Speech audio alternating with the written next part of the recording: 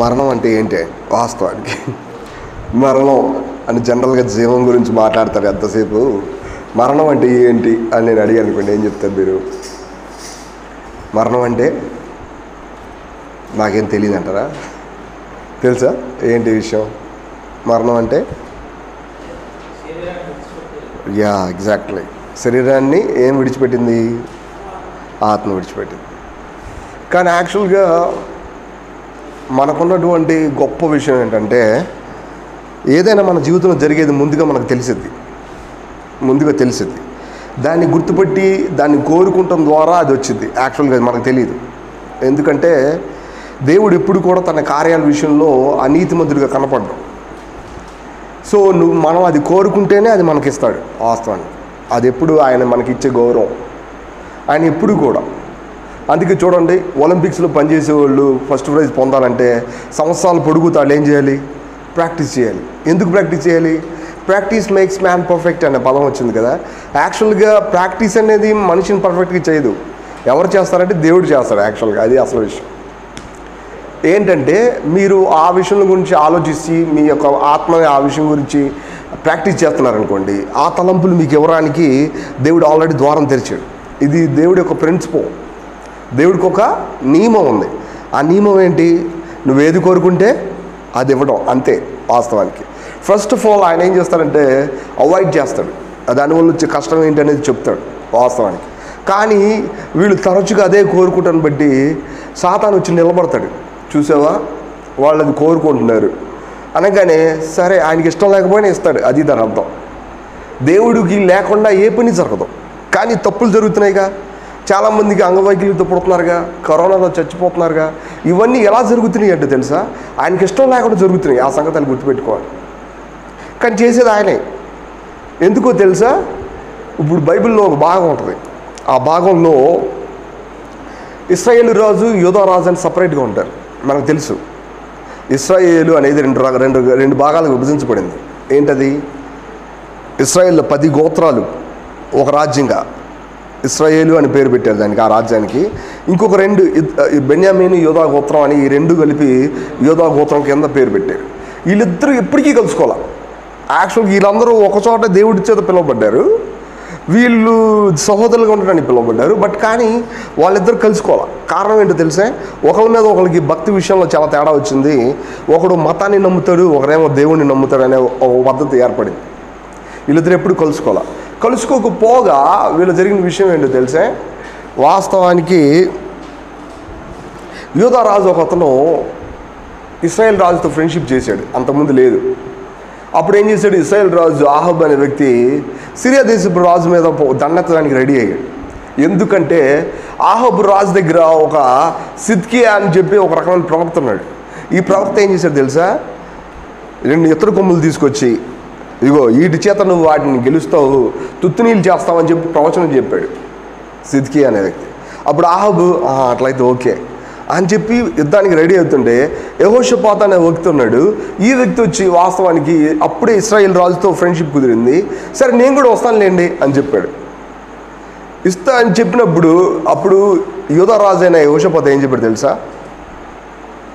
మీ దగ్గర దేవుడి యొక్క చిత్తాన్ని కనుక్కోవడానికి యెహోవా ప్రవక్త ఒకడు కూడా లేడా అని అడిగాడు. అంటే ఏంటి? ఆహాబ్ దగ్గర ఎవరు ప్రవక్తలు ఉన్నారు? యెహోవా ప్రవక్తలు లేరు, బయలు ప్రవక్తలు ఉంటారు వాస్తవానికి. ఎందుకంటే ఆహాబు భార్య యెజబెలు యాక్చువల్గా ఆమె బయలు దేవతను పోషించింది వాస్తవానికి. సో ఇప్పుడు కెనయన కుమారుడైన సిద్కియా అనే వ్యక్తి వాస్తవానికి బయలు ప్రవక్త. ఇప్పుడు మీకాయ అనే ఒక గొప్ప ప్రవక్తను పిలిపిస్తారు యెహోషాపాతు. పిలిచినప్పుడు మీకాయ చాలా హంబుల్గా ఉంటాడు. హంబుల్గా ఉండి ఏమంటాడంటే, దయచేసి మీరు వెళ్ళబాకండి, యెహోవా సెలవిస్తున్నాడు, వెళ్తే మీకు కీడు జరిగిద్ది అని చెప్తాడు. చెప్పగానే వెంటనే కెనయన కుమారుడు సిద్కియా చూస్తాడు. చూసి చంప మీద ఒకటి గట్టి కొడతాడు. కొట్టి నాతో మాట్లాడిన దేవుడు నీ దగ్గర ఎట్లా మాట్లాడాడు అన్నట్టు మాట్లాడతాడు వాస్తవాన్ని. సరే రేపొద్దున నువ్వు ఈ విషయాన్ని తెలుసుకోవడానికి నువ్వు ఉండవు అని చెప్పి వెళ్ళిపోతాడు వాస్తవం. రేపు సాయంత్రం టైం కల్లా నువ్వు ఉండవు అని చెప్పి వెళ్ళిపోతాడు. వెళ్ళిపోయిన తర్వాత ఏం జరిగింది? యుద్ధంలో చాలా ఘోర పరాజయం వచ్చింది. యెహోషాపాతు ఎవరో చూసి చూడకుండా వదిలేసిన బాణం వచ్చి గుచ్చుకుంటుంది. ఇంకా ఆహాబు కూడా చచ్చిపోతాడు వాస్తవానికి. సో ఈ విషయం అంతా అయిన తర్వాత సిద్కియా కూడా చచ్చిపోతాడు. కానీ యాక్చువల్గా కనయాన కుమారుని సిద్కియా ఎలా మోసపోయాడు అని చెప్పడానికి మీకాయ ఒక చక్కటి సందర్భాన్ని చెప్పాడు. ఆ సందర్భం ఏంటో తెలుసా? యెహోవా ముందు సాతాను దూత ఒకటి లెఫ్ట్ హ్యాండ్ సైడ్ నుంచి ఉందంట. యెహోవా పక్కన ఎవరు నుంచున్నారు? సాతాను దూత నుంచుని ఆహాబుని చూపించాడు. ఇలా చూపించి, చూడు ఆహాబ్ ఏం కోరుకుంటున్నాడు చూడు చూడు చూడు చూడు చూడు అని చెప్పి ఎవరికి చెప్తున్నాడు? దేవుడికి చెప్తున్నాడు. వాస్తవానికి దేవుడు ఏం చెప్తున్నాడంటే యాక్చువల్గా తన మనస్సాక్షి ప్రకారం కానీ తనకున్న ప్రవక్తల ప్రకారం కానీ రాంగ్, వద్దు వద్దు అని చెప్తున్నాడు. కానీ ఇతను ఏం చేస్తున్నాడంటే బలంగా దాన్ని కోరుకుంటున్నాడు. కూసేపటికి ఆహాబ్ గెలిచాడు. ఎట్లాగంటే దేవుడిని గెలిచినప్పుడు వెంటనే ఏమన్నాడు తెలుసా? సరే, దాని లెఫ్ట్ సైడ్ ఏదైతే నుంచుందో ఆత్మను చూసి నువ్వు బ్రహ్మపరిచే ఆత్మగా వాళ్ళలో ప్రవేశించుదుగాక అని చెప్పాడు. అలా బ్రహ్మపరిచే ఆత్మ వాళ్ళ మీద ప్రవేశించగానే వాళ్ళందరికీ కూడా బ్రహ్మపరిచే ఆత్మ వచ్చి ఇంక గెలిచేస్తామని చెప్పి ఒక రకమైన భ్రమపడ్డారు. వాస్తవాన్ని చూసారా?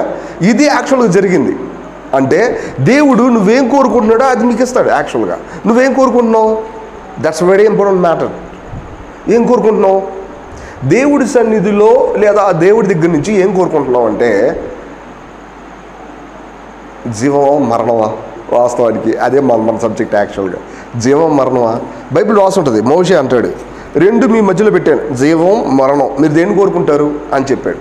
చెప్తే ఎవరైనా ఏమంటారు? వాస్తవానికి జీవం. కానీ జీవం అంటే ఏంటో తెలియదు. మరణాన్ని కోరుకోరు, కానీ మరణం అంటే ఏంటి కూడా తెలియదు. వాస్తవానికి నిజానికి బైబిల్ ఏం చెప్తుంది తెలిసే? జీవాన్ని పొందాలంటే మరణం పొందాలి. ఎవరు పొందారు మరణం? ప్రభువైన యేసుక్రీస్తు పొందారు. అంతేకాదు, మీరు ఈ క్షణంలో కూడా జీవాన్ని పొందాలంటే ఆయన మరణంలో ఐక్యపరచబడాలి కదా. ఎవరికి మరణం ఇష్టం?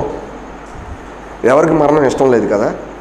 కానీ నిత్య నరకానికి కూడా బైబిల్ ఏమని చెప్తుంది అంటే మరణం అని చెప్పుద్ది. నిత్య నరకాన్ని అంటే ఏంటో తెలిసే? రెండవ మరణం అని చెప్పుద్ది. వాస్తవానికి అంటే అర్థం ఏంటో తెలిసే? మన ఆత్మ నిత్యం అగ్నిగుండంలో మండుతూ ఉంటుంది, ఎప్పటికీ బయటికి రాదు. యాక్చువల్గా మన ఆత్మ పూర్తిగా కాలిపోయి బూడిదైపోదు, కానీ యాక్చువల్గా అది బాధపడతానే ఉంటుంది. అది అగ్నిగుండంలో జరిగే ప్రాసెస్. ఇలాంటి ఈ ప్రాసెస్లో అది ఒక మరణంగా ఎంచబడింది. ఎందుకో తెలుసా? స్టిల్ మనమేం చచ్చిపోలేదే. మరి అగ్నిగుండంలో చచ్చిపోతున్నారా మీరు? చచ్చిపోవట్లేదే. స్టిల్ అది మరణంగా ఎట్లా చేయబడింది? విషయం ఏంటంటే మరణం అనే పదానికి అర్థం ఏంటంటే దేవుడి నుంచి ఎడబాటు అని అర్థం. యాక్చువల్గా the meaning of the death is something apart from God అని అర్థం. వాస్తవానికి చూడండి, నిత్యత్వంలో మనం అందరూ దేవుడి ముఖాన్ని చూసి సంతోషిస్తాం, ఇది జీవం. నిత్యత్వంలో వీళ్ళందరూ ఎక్కడ ఉంటున్నారు? నిత్య నరకంలో ఉంటున్నారు. వీళ్ళేం చచ్చిపోలా, ఆయన చూస్తున్నారు, ఏడుపు పండ్లు కోరుకోవటం ఉంది. వాస్తవానికి వీళ్ళందరూ మరణంలో ఉన్నారు. అంటే ఏంటి తెలుసా? దేవుడి యొక్క ప్లెజెంట్ సెన్స్ని అర్థం చేసుకోకపోవడమే మరణం. You understand that? మీకు గమనించారా? దేవుడి యొక్క ప్లెజెంట్ సెన్స్. ఇప్పుడు మనం దేవుడి సన్నిధిలోకి వచ్చాం. సో దేవుడు ఎట్లా మూవ్ అవుతాడో ఆ విషయాన్ని మనం అర్థం చేసుకోవడానికి వీలుగా మన సొంత వ్యక్తిత్వాన్ని బెండ్ చేయడం అనేది మనకు చాలా ఇష్టం అవ్వాలి. లేకపోతే ఏం జరుగుతుంది తెలుసా? అసలైన మరణం మన మధ్యలో కార్యసాధకం అవుద్ది. అంటే ఏంటో తెలుసా? ఆ ఏడుపు, ఆ పళ్ళు కొరకడం, ఆ కోపం, ఆ ఒంటరితనం, ఆ రకమైన ఓరం లేనితనం, అక్కడ ఉన్నటువంటి ఒక రకమైనటువంటి సాతాను స్వభావం మనలో కార్యసాధకం అవుతుంది. ఎటువంటి సందేహం లేదు. ప్రతి ఒక్క మనుషులు ఏదో టైంలో అది వస్తూనే ఉంటుంది కదా. ఎట్లా అంటే జస్ట్ లైక్ మృగాలు అయిపోతారు. వాస్తవానికి కోపాన్ని చూపిస్తారు. వాస్తవానికి బైబిల్లో ఆసాపు అనే వ్యక్తి ఉన్నాడు. ఆ వ్యక్తి అంటారు, అయ్యో నేను నీ ముందు మృగంలా ప్రవర్తించాను దేవుడా, కానీ నేను ఎప్పుడు నీ చేతిలోనే ఉన్నా, బట్ కానీ నేను మృగంలా ప్రవర్తించాను. మృగం ఏంటో తెలిసే? తన బలాన్ని ప్రాక్టీస్ చేసిద్ది, తనకున్నటువంటి స్కిల్ని ప్రాక్టీస్ చేసింది, తనకున్నటువంటి ఆ యొక్క బలాన్ని ప్రాక్టీస్ చేసి అందరిని ఆక్రమించింది. నేను అట్టున్నానయ్యా. మనం చాలాసార్లు అట్లా, నా సంగతి నీకు తెలియదు, ఒక్కసారి ఇది పక్కన పెట్టానుకో ఎలా ఉంటుందో తెలుసా? అంటావా లేదు? వాస్తవానికి అబ్బో, దాని అర్థం ఏంటో తెలుసా? We are just acting just like animal. మనం అట్లా ప్రవర్తిస్తాం. వాస్తవానికి సరే, పరిస్థితిని తట్టుకోలేమా? వీ క్యాన్ డూ, తట్టుకోగలం వాస్తవానికి. కానీ మనం ఎవరిలో ఉండాలో తెలుసా? ప్రభువులో ఉండాలి. ప్రభువులో ఉండి ఆయన మరణాన్ని కార్యసాధకం చేసామనుకోండి, జీవం మనం వెంటనే అబ్బిద్ది. వాస్తవానికి అబ్బడం కాదు, ఆయన ఒక గోడకు రంగు వేసినట్టు మనకు రంగులు వేసేస్తారు. వాస్తవానికి వెంటనే మనకి ప్రశాంతంగా ఉంటుంది. అది అంతేకాదు, ఆయన మనం అనుభవిస్తూ ఉంటాం. వచ్చిన కష్టం ఏంటంటే చాలాసార్లు దేవుడి సన్నిధిలోకి వచ్చినప్పుడు దేవుడిని ఎంజాయ్ చేయడం బదులు ఇంకా దేన్నెన్నో కలుసుకోవడం. వాస్తవానికి అది నిజంగా ప్రాబ్లమే ఎవరికైనా. కానీ చాలామంది అంటే రావడం లేనప్పుడు డిస్కరేజ్ అవ్వడం, లేదంటే ఒక మనిషి ఉన్నాడు లేడన్నప్పుడు డిస్కరేజ్ అవ్వడం, అలాంటివి జరిగినప్పుడు కూడా వాటన్నిటిని అధిగమించగలుగుతూ ఉండాలి. జీవం ఎప్పుడు అలాంటిదే. ఇది సహజమే కావచ్చు మన జీవితంలో, కానీ నిజానికి జీవం ఎప్పుడు ఇలాంటిదే. ఎందుకంటే ఇది ఛాలెంజ్ అనమాట. ఇప్పుడు చూడండి, వాస్తవానికి పరిస్థితి లోకం ఎప్పుడు మనల్ని డిస్కరేజ్ చేయడమే చూస్తుంది. ఎందుకో తెలుసా? లోకం ఎవరికి శత్రువు? యేసు ప్రభువుకి శత్రువు అయితే మనకు కూడా శత్రువే. అది లోకంలో నన్ను భయపెడుతుందంటే, బాధపడుతుందంటే అది మిమ్మల్ని కూడా మిమ్మల్ని చూసి చూడనట్టు వదిలేసిద్దా? ఖచ్చితంగా బాధపడే. ధైర్యం తెచ్చుకో, భయపడవద్దు, నేను లోకాన్ని జయించా విషయం అది. చూసారా? వాస్తవానికి జయించాడు అనే విషయాన్ని మనం అర్థం చేసుకోబట్టి, ఆ విశ్వాసాన్ని ప్రాక్టీస్ చేయబట్టి లోకాన్ని జయించగలుగుతూ ఉంటాం. వాస్తవానికి ఇది జనరల్గా మన జీవితంలో జరగాల్సిన విషయం. సరే, ఈరోజు బైబిల్ స్టడీ దగ్గరికి వచ్చినప్పుడు బైబిల్ గురించి కొన్ని విషయాలు తెలుసుకోవాలి మనం. అప్పుడు మనకు ధైర్యం వచ్చింది వాస్తవానికి. అంతేకాదు, చెప్తున్న వాక్యాలు ఎలా తీసుకోవాలనేది కూడా మనకు తెలిసింది. లేదనుకోండి, ఏదో కొంత మీటింగ్ జరుగుతుంది, అక్కడికి వెళ్ళాము, ఏదో ఒక మాట పట్టుకొని వెళ్ళాం, ఇంటికి వెళ్ళిపోయాం, అట్లనే ఉంటుంది. అట్లా కాకుండా అదేంటో మనకు తెలిసిందనుకోండి, వాస్తవానికి బాగుంటుంది. ఇప్పటికీ నేను చాలాసార్లు చెప్పాను వాస్తవానికి, అయినా సరే చెప్తాను. దేవుడికి ఆత్మ మనలో నివసిస్తూ ఉంటుంది. దేవుడికి వాక్యం మన కళ్ళ ముందు ఉంది, మన భాషలో ఉంది. ఈ లెటర్సే అన్ని పుస్తకాల్లో ఉంటాయి. ఈ చాలా పుస్తకాలు కూడా వాడతారు. కానీ యాక్చువల్గా ఇందులో రాసినటువంటి ఈ సంగతులు ఎవరితో మ్యాచ్ చేయబడతాయి? మనలో ఉన్న పరిశుద్ధాత్మతో మ్యాచ్ చేయబడతాయి. మీరు పరిశుద్ధాత్మతో మ్యాచ్ చేయబడటం అనే సంగతి మర్చిపోయి ఏదో కొంత మంచితనాన్ని వినేవాలి, లేదంటే కొన్ని మోరల్ థింగ్స్, నీతి వాక్యాలు వినాలి అనుకుంటే కనుక అది బైబిల్ కాదు వాస్తవానికి. ఇది మీరు అర్థమైందా? చూడండి, మంచిగా ఉండండి అని చెప్పే మాట క్రైస్తవ బోధకులు చెప్తారు, ప్రతి మతం చెప్పుద్ది, రాజకీయ నాయకులు కూడా చెప్తారు వాస్తవానికి. కానీ నిజానికి బైబిల్కి ఉన్న ప్రత్యేకత ఏంటి? It is something different than other religion things వాస్తవానికి. ఎందుకో తెలుసా? ఓల్డ్ టెస్ట్మెంట్లో దేవుడు ఒక వాక్యాన్ని పలికాడు అంటే అది న్యూ టెస్ట్మెంట్లో వేస్ట్ కాదు. కానీ ఓల్డ్ టెస్ట్మెంట్లో ఆయన ఎందుకు చెప్పాడో ఆ యొక్క అర్థం మాత్రం పూర్తిగా కార్యసాధకం అవుతుంది. ఎందుకు చెప్పాడంటే, మీరు దొంగతనం చేయకూడదు అంటే దాని అర్థం ఏంటో తెలుసా? మనుషులైన మీరు దొంగతనం చేస్తారు, దాని నుంచి తప్పించుకోలేరు. That's very important. నేను ఏ దొంగతనం చేయలేదండి, ఇది రాంగ్ అండర్స్టాండింగ్. ఎందుకో తెలుసా? దొంగతనం అంటే నువ్వు ఒకటి అనుకున్నావు, కానీ వాస్తవానికి దొంగతనం అంటే ఏంటో తెలుసా? నీ పొరుగు అని దేన్నైనా తీసుకోవద్దు అని రాయిలా, ఆశించొద్దు అనే మాట రాసేది. దాని అర్థం ఏంటో తెలుసా? ఆశించడం అనే పదానికి యాక్షన్ ఎక్కడ జరిగిద్ది? చేత్తు తీసుకుంటాం జరిగిద్దా?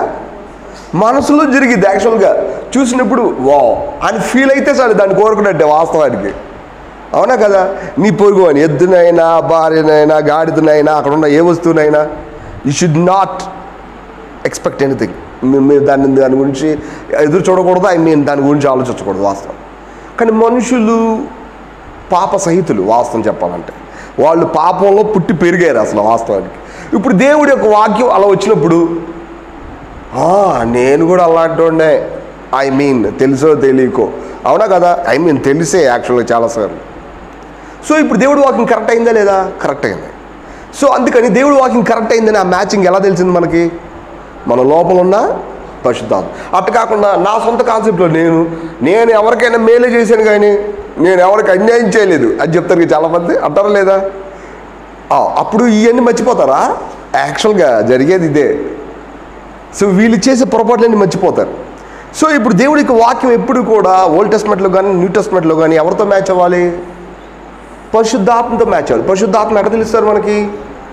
పరిశుద్ధాత్మ మన ఆత్మలో ఆయన పర్సనల్గా మనం విభజించినప్పటికీ కూడా ఊరికి బండ గుర్తుకు అర్థం చేసుకోవాలంటే లోతైన రీతిలో నెమ్మదిగా సమాధానంగా ఇది రైటే అని చెప్తున్నారంటే ఆయన ఎవరంటే పరిశుద్ధాత్మే.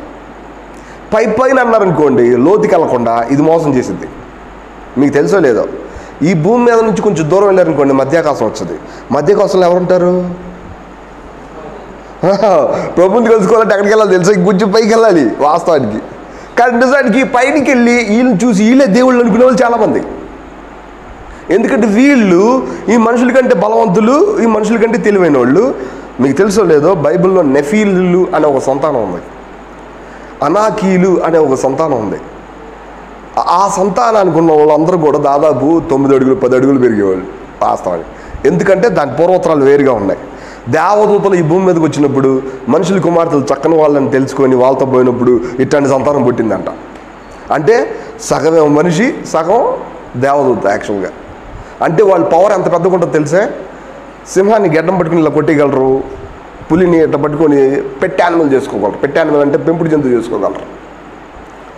నిమ్రోదు అనే పేరు అన్నారా? నిమ్రోదు బైబిల్ చదివితే అర్థమవుతుంది. యెహోవా ముందు పరాక్రమశాలిగా ఎంచబడ్డాడు అనే పదం నెగిటివ్ మీనింగ్. అది ఇతను ఎవరో తెలుసా? వాస్తవానికి ఈ అనాకు వంశానికి చెందిన వ్యక్తి, చాలా బలవంతుడు. ఇతడే బాబేలు గోపురాన్ని కట్టాడు. యాక్చువల్గా బాబెల్ సిటీని కట్టాడు వాస్తవానికి. సో నేను ఎందుకు చెప్తున్నానంటే, వాస్తవానికి మనుషులకి దాటిపోయినటువంటి వీళ్ళు బలవంతులుగా ఉండబట్టి మిగతా వాళ్ళందరినీ అణిచేసి వీళ్ళు దేవుళ్ళకి ఎంచబడ్డారు. వీళ్ళు దేవుళ్ళు. మీరు చాలా జాగ్రత్తగా చూస్తే, అంటే ఇప్పుడు చెప్పడానికి లేదు వాస్తవానికి, ఐగుప్తు నుంచి వచ్చిన దేవుళ్ళు దేవతలే ఈ రోజు కూడా ఇక్కడ దేవుళ్ళుగా దేవతలుగా కొలవబడుతున్నారు. అష్టారోతు దేవత అక్కడ ఎట్లా ఇద్దో ఇక్కడ ఏ పేరు వద్దు అనేది చాలా వివరాలు ఉంటాయి వాస్తవానికి. అవన్నీ ఇప్పుడు మనం పట్టించుకోం. వాస్తవానికి విషయం ఏంటంటే, నేనేం చెప్పాలనుకుంటున్నానంటే, ఆ రోజుల్లో ఉన్నటువంటి మనుషులు ఈ లోతుల్లోకి వెళ్లకుండా పైవరికే వెళ్ళి తప్పు చేశారు. ఈ రోజుల విశ్వాసులు కూడా ఇక్కడికి వచ్చి ఇందులో ఏది మంచో దాన్ని రిసీవ్ చేసుకోబట్టి తప్పు చేస్తారు. అవునా కదా? రీజన్స్ ఏదో దాన్ని ఎతికి ఇది రీజనే కదా, ఇది కరెక్టే కదా, వాళ్ళు అలా ఉన్నారు వీళ్ళు ఎలా ఉన్నారు కరెక్టే కదా, ఇది తప్పు చేస్తున్నారు. కానీ నిజానికి అంతకంటే లోతుల్లోకి వెళ్ళాల్సిన అవసరం ఉంది. ఏంటది? అక్కడ పరిశుద్ధాత్మ ఉన్నాడు. ఆయన సముద్రం మధ్యలో చక్కగా ఉంటాడు. వాస్తవానికి ఆ నీళ్ళ వల్ల నెమ్మదిగా ఉంటాడు. సముద్రం నెగిటివ్ మీనింగ్ యాక్చువల్గా. కానీ మనకి స్ఫటికపు సముద్రం అనే ఒక పదం ఉంది బైబిల్లో. స్ఫటికపు సముద్రం అంటే ఏంటో తెలుసా? క్రిస్టల్ అంటే పైనుంచి చూస్తే అడుగు భాగం కనబడుతుంట. ఆ నీళ్ళు అంత క్లియర్గా ఉంటాయి. అంటే మన విజన్ అనేది దేవుడి దృష్టిలో అంత బాగుండాలి దేవుడికి అని దాని అర్థం. దేవుడు ఏది చేసినా అది మలినం కాదు అని దాని అర్థం కదా వాస్తవానికి. అలాంటి స్ఫటికపు సముద్రంలో ఆయన అంత సమాధానం ఉంటాడు, మనకు అంత సమాధానం ఉంటాడు. ఎక్కడుంటారు? మన మైండ్లో కాదు. ఎక్కడుంటాడు? మన ఆత్మలో. ఒక విషయం, ఆ విషయం ఎప్పుడు మర్చిపోకూడదు. మీరు మైండ్లో నుంచొని నా మైండ్ బాగోలేదన్నా అంటే మీరు నుంచుని ప్లేస్ తప్పు. యాక్చువల్గా అది ఎవరిది బాగోదు, మీది కాదు, అది ఎవరిది బాగోదు. కానీ మీరు నుంచోవాల్సింది ఎక్కడ? లోపల నుంచోవాలి. అదేంటో తెలిసే? మీ మెదడుని కొట్టేసిద్ది, మీ ఎమోషన్ని కొట్టేసిద్ది, మీకున్న నిర్ణయాలను కొట్టేసిద్ది. కొట్టేద్దంటే లేకుండా చేయదు, వాటి మీద అధికారం చాలా ఇచ్చింది. ఒక విషయం చెప్తాను. ఒక ఇంటి యజమానుడు ఉన్నాడు. యాక్చువల్గా ఇంటి యజమానుడు కాదు, ఇంటి యజమానుడు రాదు. ఆవిడ ఒక రూమ్లో నుంచి ఉంది. ఆమె ఎప్పుడు బయటికి రాదు. బయటకు వచ్చే వ్యక్తి ఒకడు ఉన్నారు. ఎవరంటే సూపర్వైజర్. ఈ సూపర్వైజర్ వచ్చి ఆమె చెప్పిన మాటలే చెప్పి ఇల్లు అంతా బాగు చేపిస్తూ ఉంటాడు. కానీ ఆ సూపర్వైజర్ కింద పనిచేయడానికి ఎవరు ఉన్నారంటే పనోళ్ళు ఉన్నారు. వీళ్ళు సూపర్వైజర్ చేయడు, ఎవరు చేస్తారు? పనోళ్ళు చేస్తారు. పనోళ్ళు చేస్తారు, సూపర్వైజర్ చెప్తాడు.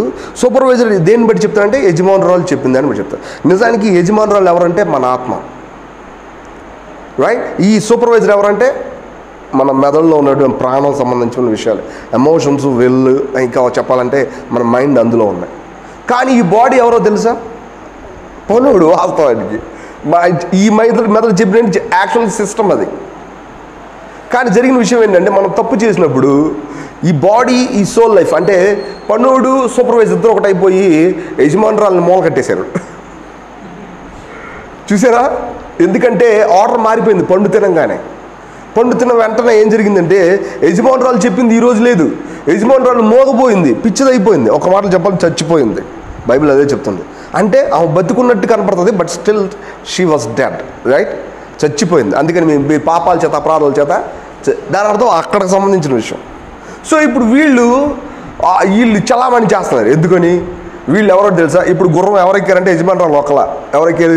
ఈ మెదడు ఎక్కింది, ఎమోషన్ ఎక్కింది, విల్ ఎక్కింది. ఇప్పుడు ఈ గుర్రం చక్కగా పరిగెడుతుంది. ఏ గుర్రం?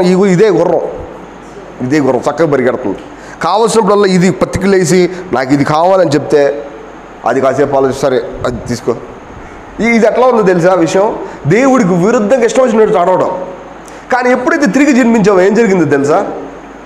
మనం తిరిగి జన్మించినప్పుడు వాస్తవానికి మనకున్న స్వయం దేవుడికి వెలుగులో బెండ్ చేయబడింది. బెండ్ చేయబడి మన ఆత్మను చేరుకునేలాగా, అది తిరిగి జన్మించేలాగా కారణమైంది. ఇప్పుడు ఆత్మ మళ్ళీ తిరిగి తన బలాన్ని పంచుకుంది. దాని బలాన్ని పుంజుకొని ఇప్పుడు అదేం చేయాలి? వీటి మీద ప్రభుత్వం చేసి ఎడతెగ్గ ఆదాము ఏదైనా తోటలో ఏదైతే పోగొట్టుకున్నాడో దానికంటే ఎక్కువ రెడ్డి జీవాన్ని సంపాదించింది. నేను ఇంతకుముందు ఒకటి చెప్పా, ఏదైనా తోటలో మనం పాపం చేయకుండా ఆదాము ఉన్నప్పుడు నిత్యజీవం ఉన్నాడా లేదా అని అడిగా. అప్పుడు మనం ఏమని చెప్తాం? పాపం లేనప్పుడు ఆదాము ఏదైనా తోటలో ఉన్నప్పుడు నిత్యజీవం కలిగి ఉన్నాడా లేదా? ఉన్నాడా? అప్పుడు కూడా అదే చెప్పారులే, కరెక్ట్గా చెప్పినా కానీ ఇప్పుడు కూడా ఇదే చెప్తున్నారు వాస్తవాన్ని. అప్పుడు ఏం చెప్పారు తెలుసా? అప్పుడు నేనేం చెప్పానంటే, మీరు అట్టగే చెప్పారు, నేనేం చెప్పానంటే ఆదాము నిత్యజీవాన్ని కలిగి ఉన్నప్పుడు నిత్యజీవాన్ని జీవవృక్షం పెట్టాల్సిన అవసరం ఏమిటి? మీరు చెప్పండి. వాస్తవానికి ఆల్రెడీ చికెన్ ఉందనుకోండి, మళ్ళీ ఇంకోటి చేస్తారా? వాస్తవానికి చేయరు. అంటే ఫ్రైలు చేస్తారు, అది ఇది చేస్తారు కాదు. ఇక్కడ సమస్య అది కాదు. విషయం ఏంటంటే ఇక్కడ జీవం అనేది, నిత్య జీవం అనేది దొరుకుతుంది, ఉంది ఆల్రెడీ. దేవుడు ఇన్బల్ట్ ఇచ్చేసాడు అన్నప్పుడు కొత్తగా ఈ పండు తినమని ఎందుకు చెప్తాడు? దాని అర్థం ఏంటంటే అతనికి జీవం ఉంది, కానీ అది నిత్య జీవం కాదు. అతను పాపం చేస్తే పడిపోయే జీవం అది. కానీ నిత్య జీవం ఎప్పుడు పాపాన్ని తాకదు, పాపాన్ని చేయలేదు అసలు వాసన చెప్పాలంటే. ఇది దాని అర్థం. ఇప్పుడు మనకు వచ్చింది ఏంటి? నిత్య జీవం. దాని అర్థం ఏంటి తెలుసా? కొత్త ఆత్మ వచ్చింది, పరిశుద్ధాత్మ వచ్చింది. ఒక్క మాటలో సమస్తం చేసి ముగించిన యేసుక్రీస్తు యొక్క ఆత్మ మన దగ్గరికి వచ్చింది. అది జీవవృక్ష ఫలంగా ఆయన ముందు పెట్టబడింది. ఇంతకుముందు అది ఆయన 2000 సంవత్సరాల తర్వాత కదా వచ్చింది కాదు. జగత్తు పునాది వేయబడకు మునిపే ఆయన అన్నీ కంప్లీట్ చేశాడు. వాస్తవానికి అన్నీ కంప్లీట్ చేశాడు. ఆయన యొక్క మనసులో ఏది కంప్లీటో అది కంప్లీట్ అయిపోద్ది అంతే. సర్టన్ టైంలో కంప్లీట్ అయిపోద్ది అంతే. అది నిన్న నేడు నిరంతరం ఒకే రీతిగా ఉన్న దేవుడు ఆయన. ఆది సంబుద్ధుడిగా ఆయన ఏదైతే ఆలోచించాడో జరిగిపోద్ది అంతే. కానీ దాన్ని కార్యసాధకం చేసినప్పుడు అది కంప్లీట్ అవుతుంది. అప్పుడు మనం దాన్ని నమ్మగలుగుతున్నాం. నేను చూడండి, యేసుక్రీస్తు 2000 సంవత్సరాల క్రితమే చచ్చిపోయాడు, కానీ నేను 22 సంవత్సరమే దేవుడిని నమ్ముకున్నాను. దట్ సర్టెన్ టైం అంతే. అది నా జీవితంలో నిజమైంది వాస్తవానికి. సో ఇప్పుడు ఈ విషయాలు ఇంకొంచెం క్లారిటీగా తర్వాత చెప్తాం వాస్తవానికి. సో యేసు ప్రభువు వాస్తవానికి కంప్లీట్ చేశాడు. కంప్లీట్ చేసినప్పుడు మనం తిరిగి జన్మించినప్పుడు వెంటనే ఆత్మ ఏం చేసింది? దాని యొక్క పొజిషన్లోకి వచ్చింది. అంటే మన ఆత్మ ఇంతకుముందు జీవం కంటే కూడా ఎక్కువ జీవాన్ని కలిగి ఉంది. అది నాకేం తెలియదే. నీకు ఒక విషయం చెప్పనా? ఏదైనా తోటలో అవ్వ ఆ పండును తింటున్నప్పుడు దాన్ని అడ్డగించడానికి పరిశుద్ధాత్మ వచ్చిందా? కానీ ఈరోజు మనం తప్పు చేసేప్పుడు మనం అడ్డగించడానికి ఎవరు వస్తారు? So what a wonderful life we have కదా. ఇది నిత్య జీవం అంటే. ఆదాము ఏదైనా తోటలో అవ్వ దగ్గర నుంచి పండు తీసుకున్నప్పుడు పరిశుద్ధాత్ముడు వచ్చి నో అని యేసు ప్రభువు చెప్పాలి, కానీ చెప్పలేదే. ఎందుకంటే they have no eternal life. వాళ్ళకి నిత్య జీవం అప్పటికి లేదు. ఇప్పుడు ఎవరికి ఉంది? మనకుంది. అందుకని ఆ పర్సన్ మనకు కనపడ్డాడు. రైట్? నా మాటలు క్లియర్గానే ఉన్నాయా? కరెక్ట్గానే ఉన్నాయా? అంటే మీకు అనిపిస్తుంది అట్లాగా? ఈ విషయం అంతే. వాస్తవానికి ఇక డౌట్స్ ఏమైనా ఉంటే ఓకే. మనలో ఉన్నటువంటి ఆ సెన్స్ వాళ్ళకు లేదు. ఒకప్పుడు ఉందా? లేదు. అందుకని వాళ్ళు పంటి బిగ్గుతో అట్లా ఉండకూడదు, ఇట్లా ఉండకూడదు అని చెప్పి ప్రాక్టీస్ చేశారు కదా. ఓల్డ్ టెస్ట్మెంట్లో అందరూ కూడా అట్లా ఉండకూడదు, ఎట్లా ఉండకూడదు అనే బోధ ఉండేది. వాస్తవానికి ఈ రోజుకి కూడా చాలామంది బోధకులు అట్టగే చేస్తూ ఉంటారు. కారణం ఏంటి? That is the teaching of the old testament, right? కానీ న్యూ టెస్ట్మెంట్లో వచ్చిన విషయం ఏంటి? నిజమే, మీరు అట్లా ఉన్నది కరెక్టే. కానీ మీరు దాని నుంచి తప్పించుకోవాలంటే మీ పంటి బిగ్గు ఉపయోగించకూడదు. దేని మీద ఆధారపడాలి? దేవుడి మీద, కృప మీద ఆధారపడాలి. కృప అంటే అర్థం కాకపోతే కృప మీద ఆధారపడలేదు. సరే, కృప గురించి ఇప్పుడు నేను మాట్లాడిన. యాక్చువల్గా మన పాయింట్ అంతా ఏంటంటే దేవుడి వాక్యం మీ పరిశుద్ధాత్మతో మ్యాచ్ అవ్వాలి. ఇది దేవుడి యొక్క వాక్యం అంటే. చూడండి, చాలాసార్లు దేవుడి వాక్యం అంటే 100 మాటలు నేను మాట్లాడి ఉండొచ్చు, కానీ కొన్ని మాటలు మాత్రమే మీకు అంత అర్థపూరితంగా ఉంటాయి కదా.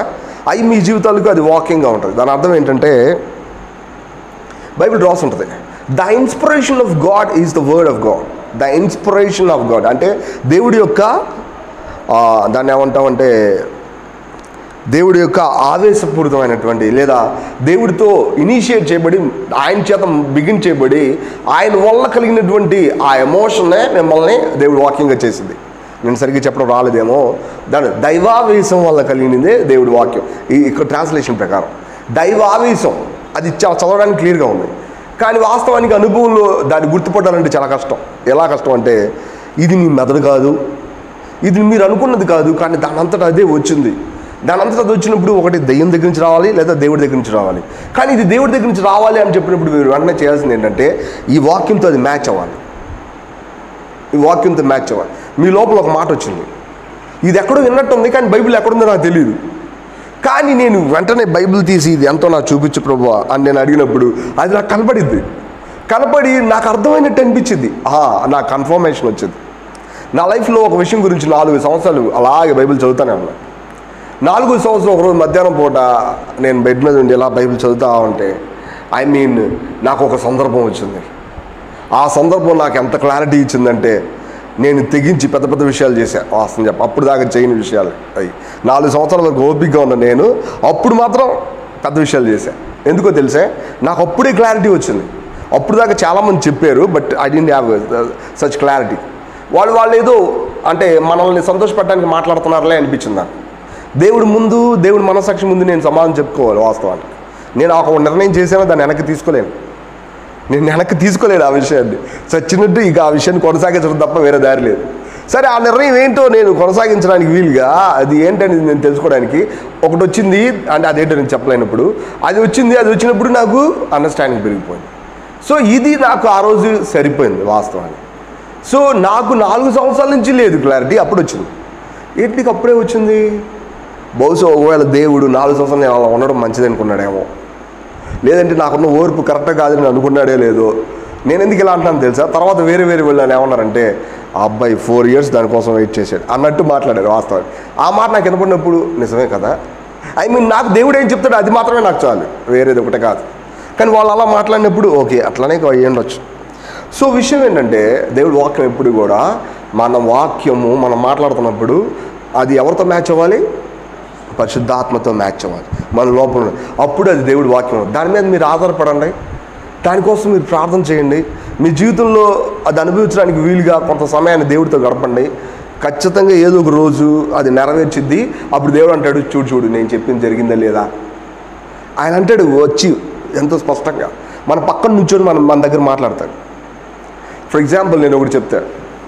కాలింపాంగ్ అని చెప్పి ఒక ఏరియాలో ఉంటుంది. కాలింపాంగ్ పేరు విన్నారా? అది డార్జిలింగ్ ఏరియాలో కొండల మీద, అది వెస్ట్ బెంగాల్లో ఉన్నటువంటి ఒక చర్చ్ అనమాట. ఏటా మీటింగ్ జరుగుతాయి, 10 రోజులు అక్కడే ఉండడానికి వెళ్తాం. ఎంత హైట్లో ఉంటుందంటే మనం మేఘాలు అంత హైట్ ఉంటాం, అంత హైట్ ఉంటుంది. కొండలు అంత పైకి ఉంటాయి, మేఘాలు ఇటు వెళ్తుంటే మేఘాల మధ్యలో ఉంటాం మనం, అంత హైట్ ఉంటాయి. ఫుల్ కూలింగ్ ఉంటాయి. బాటిల్ ఇలా పక్కన పడేస్తే చల్లగా అయిపోతుంది వాస్తవానికి. వాళ్ళు ఎవరు కూడా ఫ్యాన్లు వాడరు, ఎలక్ట్రిక్ హీటర్లే వాడతారు. ఇంటికి వెళ్ళి ఫ్యాన్ వేసుకున్నట్టే వాళ్ళు స్విచ్ ఆన్ చేసుకుని దాని చుట్టూ చలి కాసుకుంటూ ఉంటారు. ఈ జర్కిన్లు, ఒక మాటలో నా బ్యాగ్ కొన్నది కూడా అక్కడే వాస్తవానికి. జీసస్ లవ్స్ అని ఉలెన్ బ్యాగ్లు ఉన్నాయి చూసారా, అవన్నీ కూడా అక్కడే కొంటారు వాస్తవానికి. నేనేమంటున్నానంటే భగత్ సింగ్ గారు డార్జిలింగ్ అని ఒకటి ఉంది. కాలింపాంగ్ నుంచి డార్జిలింగ్ కొంచెం దాదాపు ఒక 30 గంట ప్రయాణమో లేదా గంట ప్రయాణమో నాకు తెలియదు, మర్చిపోయాం. కొండల మీదకి వెళ్ళాలి, అది చాలా చలిగా ఉంటుంది. అలా వెళ్ళి అక్కడ సూర్యుడు పొద్దున్నే లెగిసే ఆ సన్నివేశం చూడడానికి చాలామంది వస్తారు. సన్ రైజెస్ చూడడానికి. అంటే కొండల వెనకాల నుంచి సూర్యుడు ఇలా పైకి లేచిపోతాడు, దారం కట్టినట్టు పైకి లేపినట్టు లేచిపోతాడు. కొన్ని సీరియల్లో వాటిలో కూడా చూపించారమ్మా, నాకు తెలియదు వాస్తవానికి. నా దగ్గర ఫొటోస్ కూడా ఉన్నాయి అప్పుడు వాస్తవానికి. సో ఆ సిచ్యువేషన్ అక్కడే జరిగింది. అది ఎంత హైట్ అంటే మనం కనుక కొండెక్కేట చూసామంటే ఈ కోడిగుడ్డు ట్రైన్ మీద ఎత్తులు ఎలా కనబడుతుంటాయి, చిన్న చిన్న కోడిగుడ్లు అలా కనబడతాయి కొండలన్నీ, అంత హైట్లో ఉంటాం వాస్తవానికి. సో ఇప్పుడు భగత్ సింగ్ గారు ఆ సన్ రైజ్ చూసినప్పుడు ఎవరో నాకు చెప్పారు, భగత్ సింగ్ గారికి యేసుప్రభు కనపడ్డాడు, సూర్యుడు కనపడలేదు అన్నారు. అది చాలా చిన్న వయసు అది. నేను ఇంక 24 hours అదే ప్రార్థన చేస్తున్నా, ఏమని ప్రభు నాకు కూడా కనపడు. మీకు తెలిసే లేదు, ఎల్లి కానిచ్చి చివరి రోజు చూస్తాం, 10వ రోజు చూసి ఇంటికి వెళ్ళిపోతాం మేము. అదనమాట ఎల్లిని కానిచ్చి అదే ప్రార్థన. వీళ్ళు కెమెరాలో సెల్స్ తీసి వేసే లోపల డౌన్ అయిపోతుంది, అంత చల్లగా ఉంటుంది. -5 -6లోనే ఉంటారు అనమాట అక్కడ. అంత పూర్తిగా నిండిపోయి ఉంటుంది. గ్లౌజ్ వేసుకొని ఇవన్నీ వేసుకొని ఈవెన్ కళ్ళజోడు పెట్టుకుని అసలు ఖాళీ ఉండదు. సన్ రైజ్ కోసం చూస్తున్నారు. సన్ రైజ్ కంటే ముందు ఒక మార్నింగ్ స్టార్ వచ్చింది. దాని మీద హిమాలయ పర్వతాలు దగ్గరగా ఉంటాయి బాగా. హిమాలయ పర్వతాలన్నీ కూడా బాగా ఒక రంగులో మెరుస్తూ ఉంటాయి వాస్తవానికి. ఆ తర్వాత సూర్యుడు ఇలా లెగిసిపోతాడు పైకి. దాన్ని చూస్తాం. ఇలా చూసినప్పుడు అది అయిపోయింది, అక్కడే ఉండదు, అది చూసేది అయిపోయింది, వచ్చేసాడు. ఇంక అందరూ పదండి వెళ్దాం అని. ఈ లోపల నా లోపల ఒక సౌండ్ లెగుస్తుంది. అంటే అది ఆ వచ్చిన తెగ పోట్లాడుతుంది. ఏంటంటే దేవుడు అనే సూర్యుడును కేడునై ఉన్నాడు అని కీర్తన 51 55 ఉంటుంది. అది నేను పట్టించుకోవట్లా. నేను కారుకి కూర్చొని బాగుంది కదా బాగుందని నేను అలా, నాకు ఆ మాట వినపడంగానే నాకు ఎంత సంతోషం అనిపించింది అంటే, యాక్చువల్గా దేవుడు ఎవరితో మాట్లాడాడు? యాక్చువల్గా దేవుడు నా ప్రార్థన విన్నాడు. యాక్చువల్గా నేను అంత చిన్నపిల్లోడిని, నా ప్రార్థన వినాల్సిన అవసరం లేదు మరి, కానీ దేవుడు నా ప్రార్థన విన్నాడు. చూసారా నాకు ఎంత సంతోషం వేసిందంటే, నేను సూర్యుని చూడలేదు కదా, నేను ఎవరు చూసేది తెలుసా? దేవుడు. వాస్తవానికి చూసారా దేవుడి యొక్క వాక్యం ఎవరితో మ్యాచ్ అయింది? This is something. మనకి ఇలాంటి ఎక్స్పీరియన్స్లు చాలా ఈజీగా జరుగుతాయి, కానీ ఓల్డ్ టెస్ట్మెంట్లో ఇలాంటి ఎక్స్పీరియన్స్లు జరగవు. అలాంటి జరిగినాయి అంటే వెంటనే పెద్ద పుస్తకం రాస్తారు. ఎందుకో తెలిసే? అసలు అరుదుగా జరుగుతాయి. అవి ప్రవక్తలకు మాత్రమే జరుగుతాయి, చాలా వాళ్ళకి జరగవు వాస్తవానికి. కానీ న్యూ టెస్ట్మెంట్లో ఎవరి బిలీవర్కి జరుగుతాయి. చూసారా ఇదంత గొప్ప వాస్తవానికి. నేను చెప్పాలనుకుంటున్నానంటే, బైబిల్లో ఉన్న దేవుడి వాక్యం మన ఆత్మతో మ్యాచ్ అవ్వాలి అనేది ఎప్పుడు మర్చిపోకూడదు. రెండవది ఏంటంటే, బైబిల్ క్షుణ్ణంగా చదవాలి. ఎందుకు చదవాలి? దేవుడు మన కోసం ఏమి రాసి పెట్టాడో అది మనం తెలుసుకోవాలి. ఎందుకంటే చాలాసార్లు మనం స్పిరిచువల్గా ఉండం కాబట్టి ఆత్మ సంబంధమైన సంగతులు మనకు తెలియదు చాలా విషయాలు. కానీ దేనివల్ల తెలుస్తాయి? దీనివల్ల తెలుస్తూ ఉంటాయి వాస్తవానికి.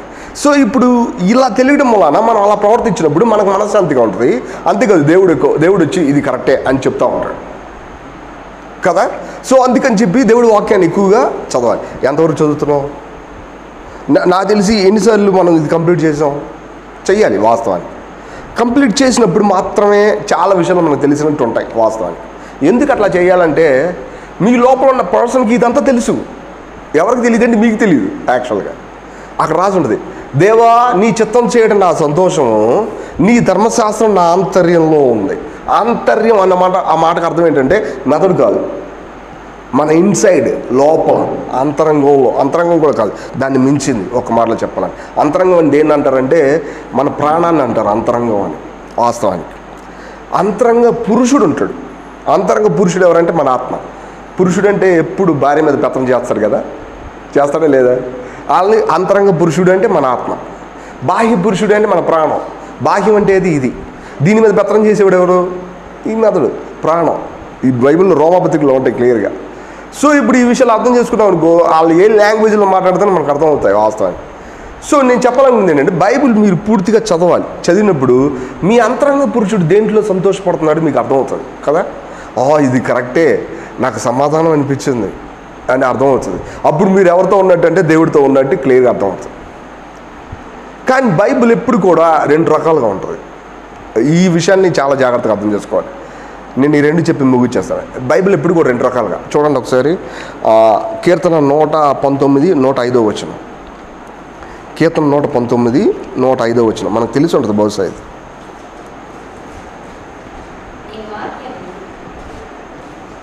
చదవండి.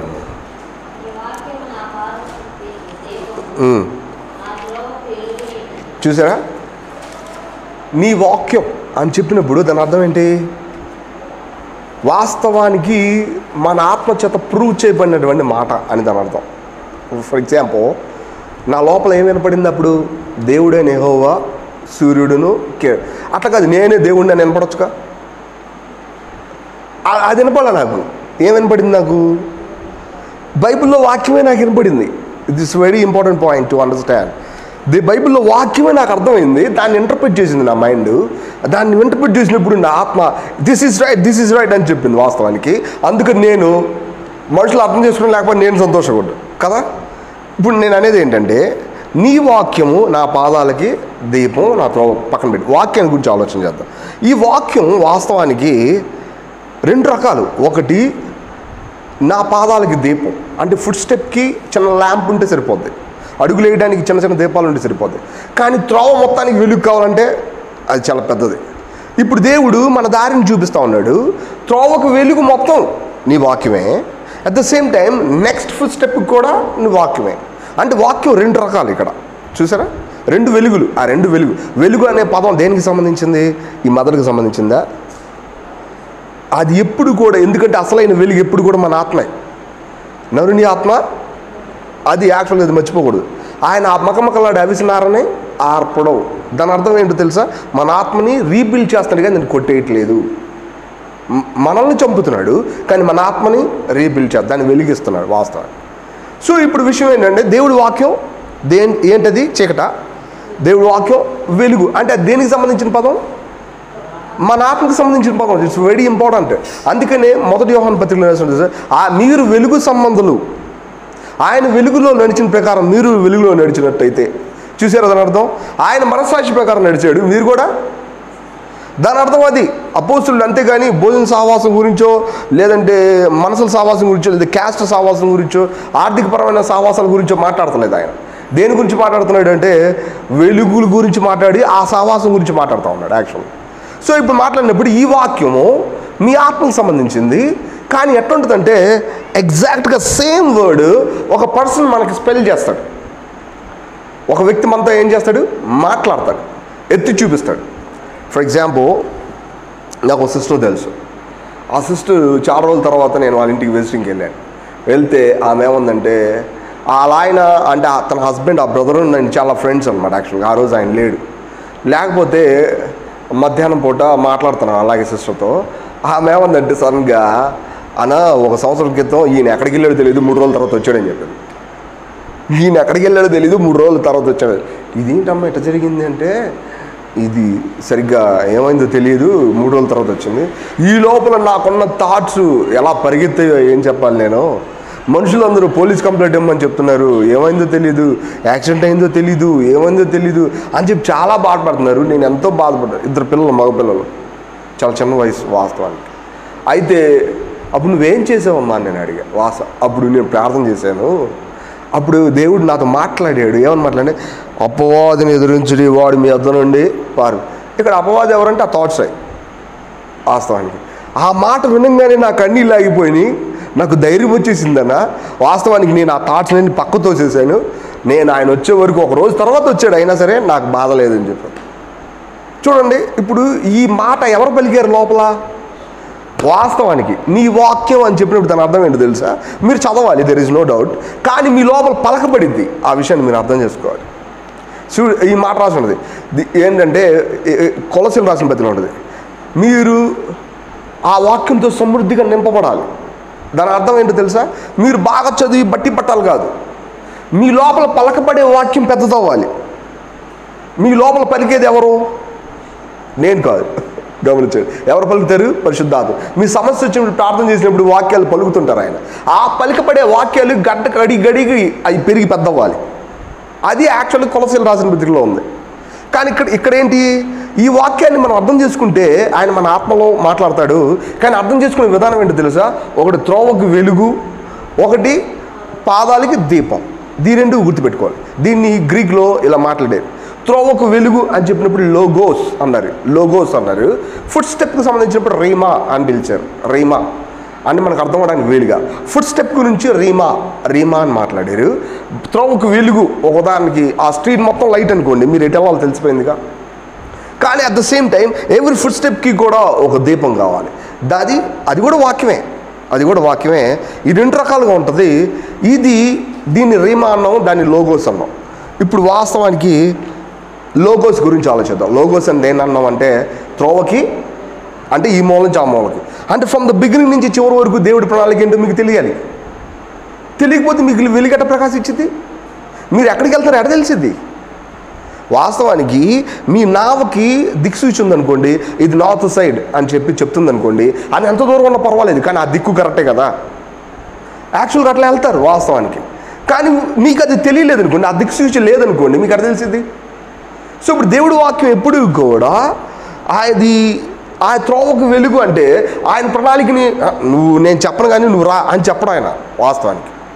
కానీ యోబు అన్నాడు, ఎందుకంటే అన్నాడంటే నా మార్గం ఆయనకి తెలుసు అన్నాడు. ఎందుకన్నాడంటే చాలాసార్లు నేను సెల్ఫిష్గా మాట్లాడతాను, నా సొంత నీతి మీద నేను ఆధారపడతాను, కానీ ఆయన మాత్రం నన్ను బ్రేక్ చేస్తాడు, కాబట్టి ఆ విషయాలు నాకు తెలియదు, అది ఆయనకి తెలుసు అని చెప్పాడు.